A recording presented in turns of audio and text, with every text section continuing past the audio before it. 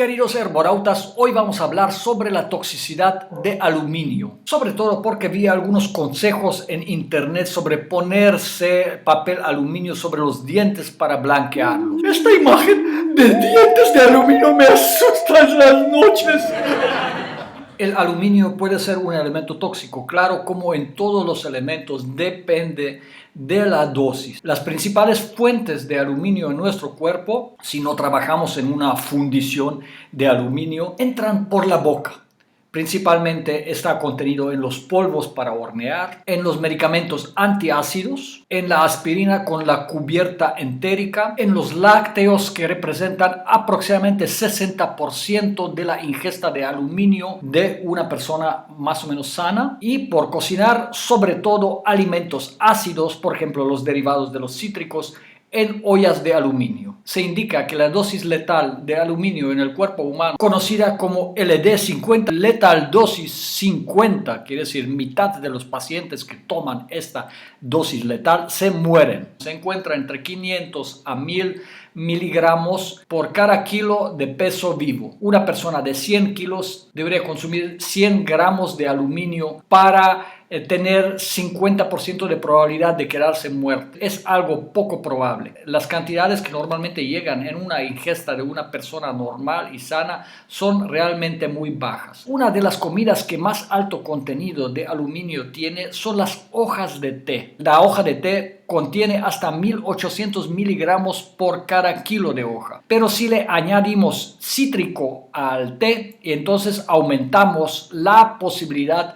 de absorción de aluminio. Ahora, yo quiero opinar también. Yo a veces pienso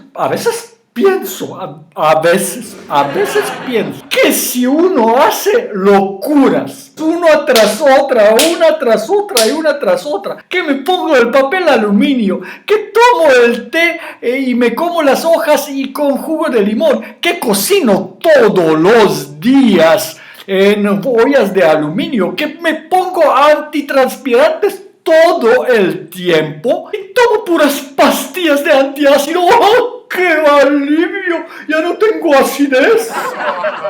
La probabilidad que en 2 o 3 años esté con altos niveles de aluminio es altísima. Bueno, pienso yo, nuestro cerebro tiene algunas defensas contra el aluminio. Una de ellas se llama barrera hematoencefálica, que es la que protege a nuestro cerebro para que el aluminio no entre ahí. Pero a veces en personas que tienen alguna falla en esta barrera o la cantidad de aluminio en el cuerpo es alta, simplemente la atraviesan y empiezan a hacer daños neuronales que se expresan a través de un lento aprendizaje, probabilidad de que aparezca Alzheimer mucho más rápido, dificulta la absorción de los fosfatos en el intestino delgado y en general puede provocar disfunciones motoras y de aprendizaje. Otro de los problemas importantes saber es que el aluminio a veces o muchas veces viene contaminado con otros metales, por ejemplo, plomo. La dosis letal 50 de plomo es muchísimo más baja, quiere decir que necesitamos muy poquito de plomo para envenenarlos. Por esto, yo digo, no ponerse esas mugres sobre los dientes. ¿Para qué? Sí, mi consejo también es no poner papel aluminio en la boca, sobre todo porque la interacción con el ácido láctico en la boca puede producir componentes que son de fácil absorción en el organismo y pueden fácilmente y rápidamente contaminar el organismo. No hagan eso, no pongan papel aluminio en su boca. Adiós.